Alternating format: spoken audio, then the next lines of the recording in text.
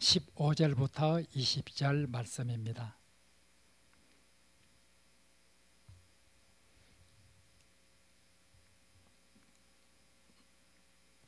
(15절부터 20절) 말씀 같이 봉독을 하겠습니다.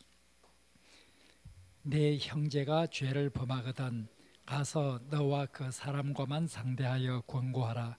만일 들으면 네가 네 형제를 얻은 것이요, 만일 듣지 않거든 한두 사람을 데리고 가서 두세 증인의 입으로 말마다 확증하게 하라.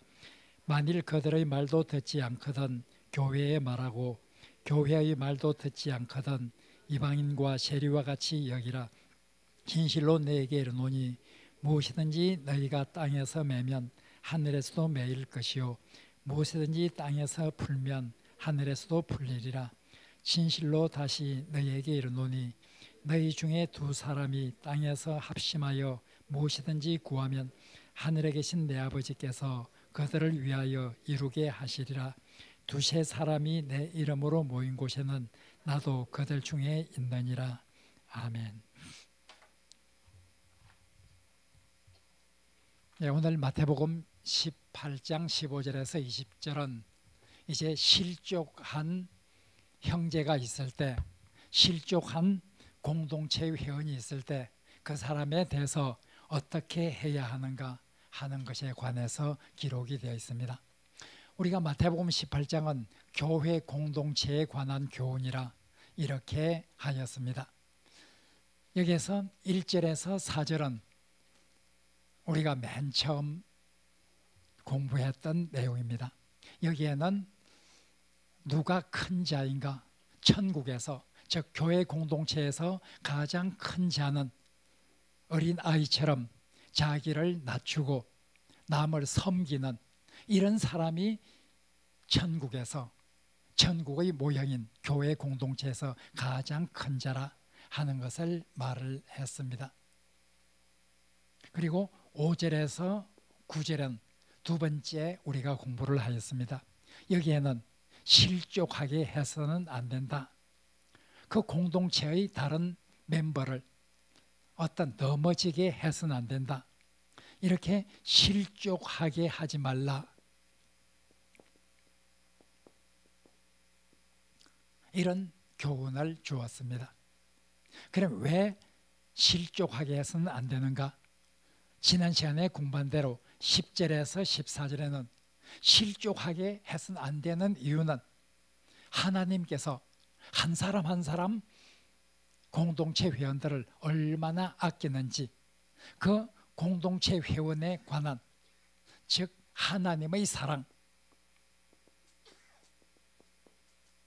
하나님의 사랑과 관심, 이것이 지대해요. 그 공동체 회원 한 사람 한 사람에 대한 하나님의 사랑은 지극해요. 그렇게 하나님께서 지극히 사랑하는 대상을 우리가 넘어지게 해서는 안 된다는 거예요. 이런 양의 비유도 여기에 나왔죠. 하나님은 한 사람을 잃었을 때, 마치 일백마리의 양 중에서 한 마리를 잃었을 때 그 양을 찾아서 고통스럽게 결국은 찾아내는 그 하나님의 사랑을 비유적으로 말하면서 바로 그렇게 사랑하는 공동체 회원을 우리가 실족하게 해서는 안 된다. 하나님께서 그들을 그렇게 사랑하는 존재들이다. 하나님께서 사랑하는 존재들이기 때문에 그들을 우리가 함부로 대해서도 안 되고 그들을 실족하게 해서도 안 된다 하는 것에 대해서 말을 하였습니다.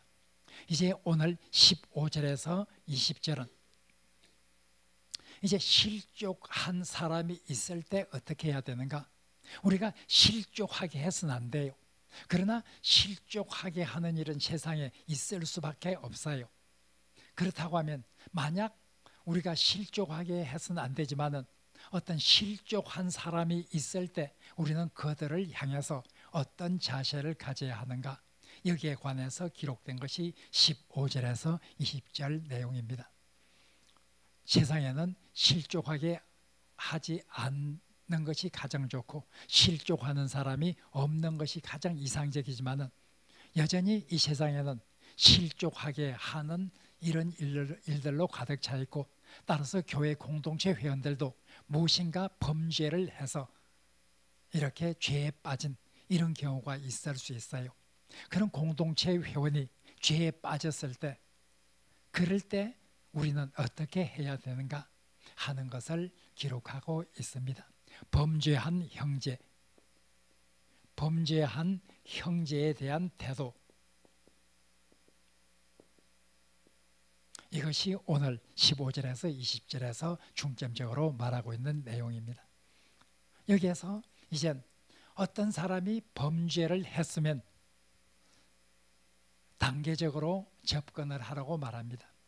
우선 제일 첫 번째로는 혼자 가서 그 사람을 타일러라. 혼자 와서 그 사람을 권면을 하라 하고 말하고 있습니다. 다른 사람에게 그렇게 공개하지 말고, 그래서 그 사람을 부끄럽게 하지 말고 우선 혼자 가서 이야기해서 그 사람이 듣는다고 하면 그것이 가장 좋은 것이다. 따라서 혼자 가서 권면을 하라. 조용히 타일러라. 우리는 사실 어떤 사람이 잘못한 것을 보고 혼자 가서 권면을 하고 그 사람의 잘못에 대해서 다른 사람에게 알리지 않는, 드러내지 않는 이런 것이 생각보다 어렵습니다. 특별히 그 사람이 범죄한 것이 나에 대해서 범죄한 것이면 더욱더 그렇죠. 그 사람이 나에 대해서 어떤 잘못을 범했다, 그래서 내가 피해를 입었다 하면 분노해요. 그래서 다른 사람에게 가능하면 알리고 싶어요. 그것이 복수하는 방법 중에 하나라고 생각하기 때문이죠. 그러나 오늘 본문에서 예수님은 말씀하시기를 어떤 경우든 혼자 조용히 권면을 해서 그 사람을 타일러라. 그 사람이 만약 혼자 가서 조용히 권면했을 때 그 권면을 받아들이고 회개하고 바로 된다고 하면 그것보다 좋은 일이 어디 있느냐. 혼자 가서 조용히 타이르고 그것을 다른 사람에게 막 알려서 그런 것을 함부로 공개하지 말라 하고 말해요. 그런데 혼자 가서 말해서 되지 않을 때, 혼자 조용히 가서 타일렀는데 그 사람이 듣지를 않아요. 그렇다고 하면 두 번째 단계로서 이젠 한두 사람을 데리고 가라. 한두 사람과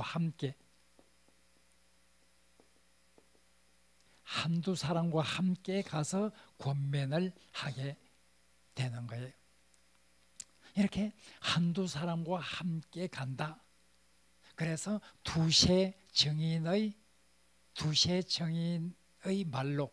말마다 확증하게 하라. 이렇게 나와요. 한두 사람과 함께 가서 두세 증인의 말로 확정을 하라. 이렇게 돼 있는데 이 말은 한두 사람과 함께 하면은 이젠 자기가 있고 한 사람을 데리고 가는 경우에는 이제 두 사람이 돼요. 한 사람을 데리고 가면 그 사람, 자기 자신과 이젠 두 사람이 되는 거죠. 만약 두 사람을 데리고 가면 이제 자기와 함께 세 사람이 돼요. 두세 사람이 되는 거예요. 그런데 신명기 19장 15절에 보면 이스라엘 민족에게는 아주 중요한 법칙이 있어요. 그것은 어떤 사람이 잘못을 했을 때 그 잘못에 대해서 이젠 확정을 할 때는 한 사람의 증거만으로는 되지 않는다.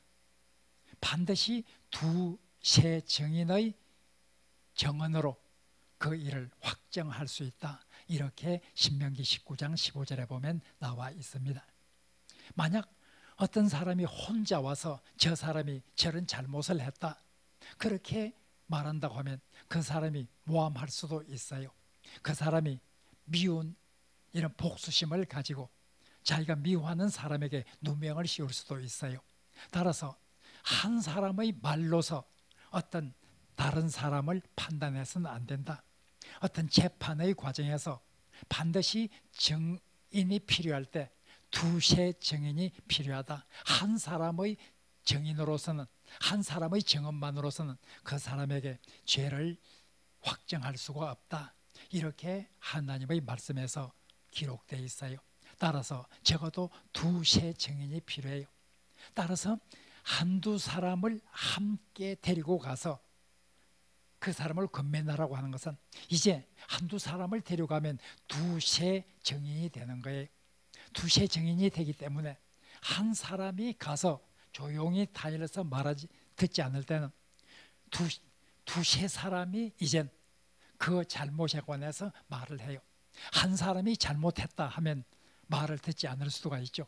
그러나 두세 사람이 가서 네가 잘못했다 하면 그 사람도 정말 내가 잘못했나 보다 더 설득력이 있을 수 있어요. 따라서 이젠 바로 두 번째 단계는 한두 사람을 데리고 가라. 그러면 결국 두세 증인이 되는 것이고 두세 증언을 통해서 그 사람을 권면을 하라. 이렇게 말하고 있어요. 자, 이렇게 해서 그 사람이 듣는다고 하면 아주 좋겠죠. 그러나 듣지 않는 경우에는 세 번째로 교회에 말하라. 교회가 권면을 하게 돼요. 교회에 말해서 교회가 공동체의 이름으로 권면을 하도록 하라. 이젠 교회라고 하는 이런 이름으로 그 사람을 권면을 하라. 교회의 권면을 듣지 않도록 하면 더 이상 희망이 없어요. 따라서 네 번째로는 교회의 권면도 듣지 않으면 그 사람을 이방인과 세리처럼 여기라.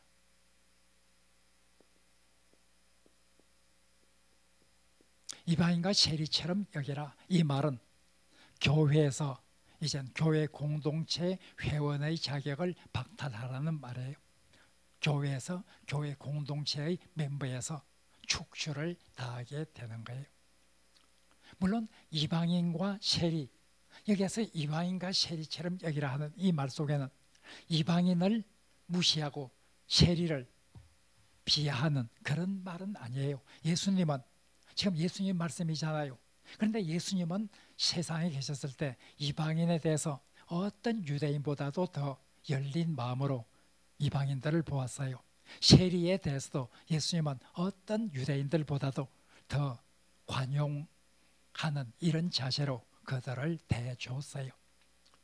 이방인과 세리처럼 여기라는 이 말은 예수님이 이방인과 세리를 경멸하고 그런 사람들을 아주 무시하는 그런 예수님의 마음이 포함된 것은 아니에요.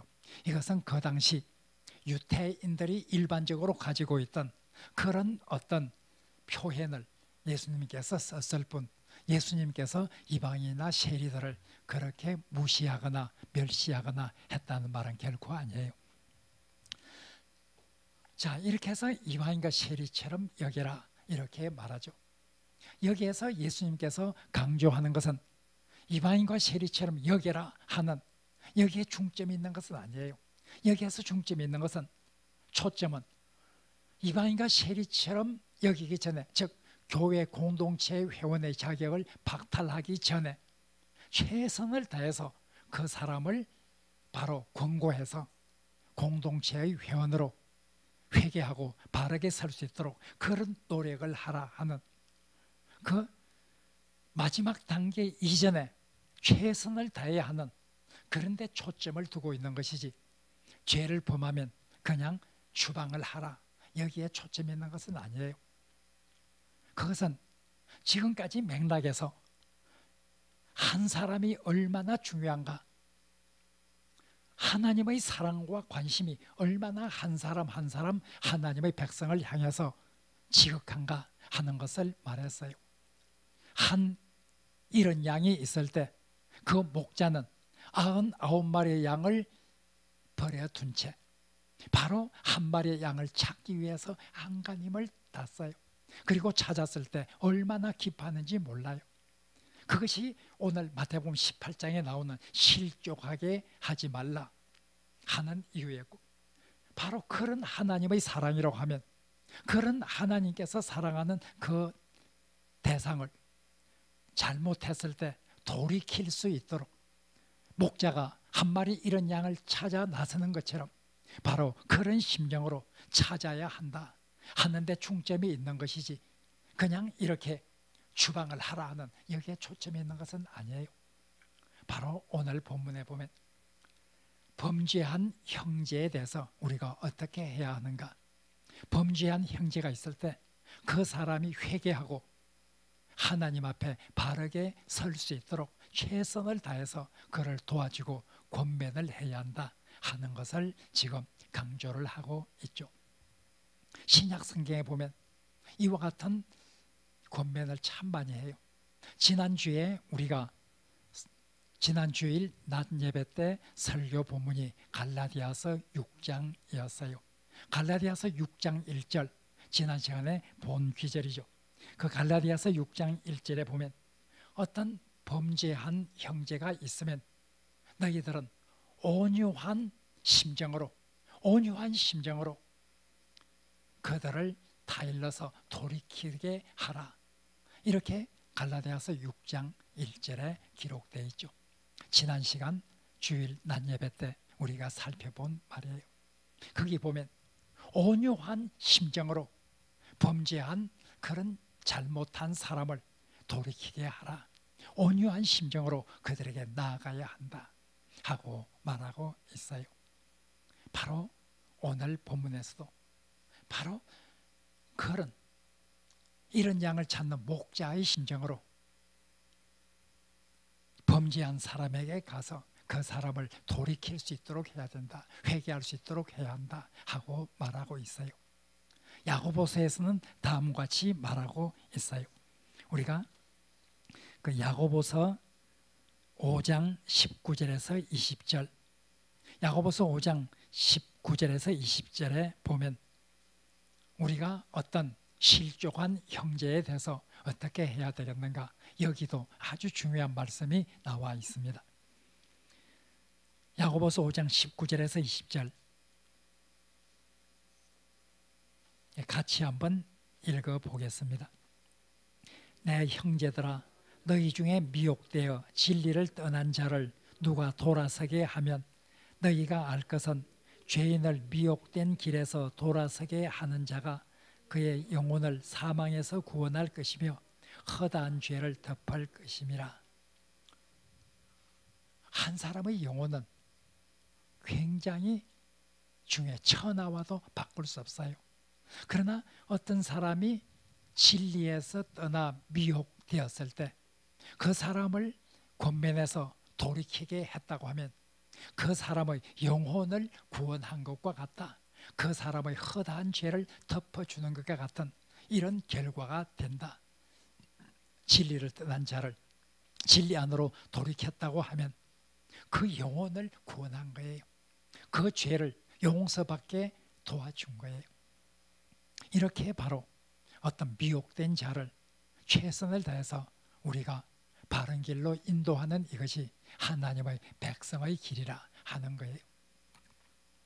그리고 오늘 15절에서 20절은 바로 범죄한 형제에 대해서 최선을 다해서 돌아올 수 있도록 그렇게 노력하라 하는 메시지와 아울러, 그럼 교회란 것은 무엇인가? 교회의 권위에 관해서 또 말하고 있어요. 교회는 만약 그 사람이 교회의 말도 듣지 않으면 이방인과 세리처럼 생각할 수밖에 없다 말한 여기에는 교회가 얼마나 중요하고 교회가 얼마나 하나님의 권위를 위임받은 그런 어떤 곳인가 하는 것을 말하고 있어요. 교회는 천국의 모형이에요. 교회의 말을 듣지 않는다.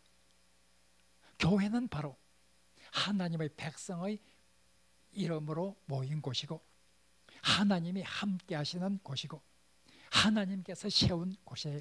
교회는 하나님의 집이라 이렇게 목회 서신에는 말하고 있어요. 또 바울 서신에는 교회는 그리스도의 몸이라 이렇게 말하고 있어요. 하나님의 집이고 그리스도의 몸이 되는 이런 어떤 교회, 이 교회에서 권면하는 것조차도 듣지 않는다고 하면 그는 이미 하나님의 백성이 아니다 하는 거예요. 우리가 18절에 보면, 오늘 본문에서 보면, 너희가 하늘에서 이 땅에서 매면 하늘에서도 매이고 땅에서 풀면 하늘에서도 풀린다. 여기에서 너희라고 하는 것은 교회 공동체를 말하고 있어요. 바로 교회 공동체라고 하는 것은 어떤 곳인가? 그들이 땅에서 매면 하늘에서도 매이고 땅에서 풀면 하늘에서도 풀린다. 이 말이 무슨 말인지 그렇게 단순히 우리가 이해가 되지를 않는 말이죠. 이 말은 16장 18절에서도 나와요. 마태복음 16장 18절에서도 예수님께서 베드로가 신앙 고백을 하였을 때 예수님께서 말씀하셨어요. 너는 베드로라. 내가 이 교회 위에 내 교회를 세우리니 음부의 권세가 이기지 못하리라. 그리고 19절에서 네가 땅에서 무엇이든지 매면 하늘에서도 매일 것이요 땅에서도 풀면 하늘에서도 풀릴 것이다. 이렇게 마태복음 16장 18절 19절에서도 이와 같은 표현이 이미 나왔었어요. 땅에서 매면 하늘에서도 매이고 땅에서 풀면 하늘에서도 풀린다. 이 말의 뜻이 무슨 말인지에 관해서는 학자들 간에 여러 가지 견해가 있어요. 이것이 죄의 용서와 관련되는 것일까? 이 세상에서 복음을 전해서 복음을 받아들였을 때 너는 구원받은 백성이라, 복음을 받지 않았을 때 당신은 구원을 받지 못한다. 이 땅에서 사도들이 복음을 전할 때 받아들이냐 받아들이지 않느냐에 따라서 죄의 용서가 되어서 구원을 받느냐, 죄의 용서를 받지 못하고 구원을 받지 못하느냐, 매인다 푼다가 그런 것일 것이다. 또 어떤 학자들은 그것은 교회의 어떤 허용과 금지, 풀린다, 푼다 하는 것은 허용해주고 맨다 하는 것은 금지하는 것으로서 여기에서는 교회의 권위를 가지고 어떤 것에 대해서는 그렇게 할 수 있다, 어떤 것은 그렇게 해서는 안 된다, 어떤 교회가 판단을 해서 교인들에게 된다 안 된다를 말해주는 이런 것인가? 또 어떤 학자들은 이것은 교회의 징계와 관련이 될 것이다. 어떤 교회에서 잘못했을 때 징계를 하고 또 교회에서 어떤 사람이 회개를 했을 때 거기에 대해서 해벌을 하는, 징계를 하고 사면을 하는 이런 어떤 교회의 권위를 말할 것이다. 여러 가지 견해가 있어요. 일단 마태복음 16장 19절에서 말하는 것은 또 다른 폭넓은 의미가 될 수 있지만 마태복음 18장 18절에서 말한 바로 오늘 18절에서 말한 이 내용은 아마 교회 징계권과 관련이 있지 않을까, 그렇게 일반적으로 해석을 많이 합니다. 즉 어떤 사람이 잘못했을 때 그 사람에 대해서 징계를 하고 어떤 사람이 회개했을 때 그 징계에 대해서 다시 사면을 하고 하는 이런 교회의 권위를 여기에서 18절에서 말할 것이다. 아마 문맥으로 봐서도 아주 적절한 것으로 보이죠. 즉 교회의 말도 듣지 않으면 교회는 그 사람을 이제 징계를 해서 교회 공동체의 자격을 박탈하는 그런 어떤 교회의 결정권을 예수님께서 인정하는 그런 말일 것이다. 이렇게 생각할 수 있어요. 그만큼 교회는 하나님으로부터 권위를 부여받은 이런 공동체죠. 그래서 이런 교회의 권면을 듣지 않는다고 하면 교회는 하나님의 백성의 모임인데, 택한 자들의 모임인데 그 교회의 말을 듣지 않는다고 하는 것은 택한 자의 자격을, 하나님의 백성의 자격을 상실하는 것과 같아요. 계속해서 예수님께서는 19절에서 20절에서 교회에 대해서 말하고 있습니다. 교회라는 것은 어떤 곳인가?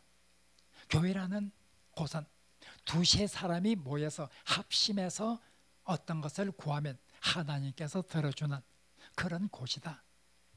어떤 교회는 크고 작은 그런 어떤 규모에 관계없이 두세 사람이 모이는 그런 곳이라 할지라도 그들이 합심해서 하나님께 간구를 하면 하나님께서 그들의 기도를 들어주는 그런 곳이라 하고 말하고 있어요. 교회는 그런 곳이다. 그리고 20절에서 말한 대로 교회라는 것은 하나님께서 함께하는 곳이다. 두세 사람이 모인 곳에는, 두세 사람이 내 이름으로 모인 곳에는 나도 그들과 함께 있을 것이라. 20절에서 말한 이 말씀은 두세 사람이 내 이름, 즉 예수님의 이름으로 모인 곳에는 그것이 교회죠. 하나님의 이름, 예수 그리스도의 이름으로 모인 이곳이 교회예요. 바로 두세 사람이 예수님의 이름으로 모였다고 하면 반드시 예수님도 그곳에 계신다. 내가 세상 끝날까지 너희와 항상 함께 할 것이라. 마태복음 28장 20절에서 약속하신 대로 예수님은 두세 사람이 모인 그 교회 공동체, 그곳에도 예수님께서는 함께 하신다. 이렇게 19절 20절에서 강조하는 것은 교회의 권위예요. 교회는 어떤 곳인가? 하나님을 향해서 두세 사람이 합심해서 기도하면 하나님께서 응답하는 곳이고, 교회는 예수 그리스도 이름으로 모인 곳으로서 예수 그리스도께서 그들과 함께하는 그런 곳이다. 그런 권위가 있는 것이 교회이기 때문에 교회에서의 권면은, 교회에서의 징계는 바로 하나님께서 하시는 징계와 같고, 교회에서 그들에게 대한 사면을 했다는 것은 하나님께서 그들에게 대해서 사면하는 것과 같다 하는 이런 권위를 예수님께서 교회에 부여해 주고 계시는 것을 볼 수 있습니다. 우리 교회는 일찍부터 권징이라는 게 있었어요. 권징, 권고하고 징계하는 이런 어떤 권징을 교회는 굉장히 중요시 여겨왔습니다. 우리 헌법에도 보면 우리 헌법은 크게 4개의 편으로 나누어져 있어요. 제1편은 교리예요. 교리. 제2편은 정치예요. 제3편이 권징이에요. 제4편이 예배와 예식에 관해서 나오고 있어요. 그럼 우리 헌법의, 우리 교단의 헌법의 아주 중요한 한 4개 중에 하나의 부분이 바로 권징이라는 부분이에요. 아주 상세하게 기록되어 있어요. 이 권징, 교회가 교인들이 잘못했을 때 권고하고 잘못했을 때 징계하는 이런 여러 가지 절차와 그 징계의 종류에 관해서 아주 자세하게 나와 있습니다. 이것이 우리 헌법에도 나와 있죠. 교회는 일찍부터 이런 권징을 행해 왔어요. 우리 헌법 2조에 보면 헌법 권징편 1조에 보면 권징의 목적이, 권징의 뜻이 무엇인가, 2조에 보면 권징의 목적이 무엇인가 하는 것이 기록되어 있어요. 왜 교회는 권징을 해야 되는가? 우리 헌법에 기록된 권징편 제2조를 보면 다음과 같이 기록되어 있습니다. 하나님의 영광과 권위를 위하여 범죄를 미연에 방지하고 교회의 신성과 질서를 유지하고 범죄자의 회개를 촉구하여 올바른 신앙생활을 하게 함을 그 목적으로 한다. 교회에서 징계하는 것은 그 사람을 파멸로 이끌고자 하는 것이 아니에요. 교회에서 권징하는 것은 그 사람을 바로 세우기 위해서 이렇게 징계를 하는 것이죠. 우리가 바로 징계, 우리 헌법에 나오는 징계의 종류가 여러 가지 있어요. 맨 처음에 책벌부터 시작해서 근신 이렇게 해서 쭉 가서 제일 무거운 징계가 바로 교회 공동체에서 이젠 제명을 하는 거예요. 제일 마지막에 있는 이 징계 수단이 바로 출교의 출교, 교회에서 내보내는 거예요. 그러나 그것마저도 그 사람의 회개할 기회를 주기 위해서 한 거죠. 이런 교회의 권징은 오늘날 한국 교회에서, 오늘날 거의 대부분의 개신교회에서는 더 이상 효력을 발휘하지 못하고 있어요.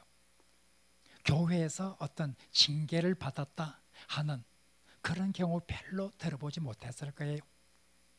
교회에서 어떤 개인적으로 범죄를 했다, 그런 경우에 징계를 내리는 이런 경우에 거의 볼 수 없어요.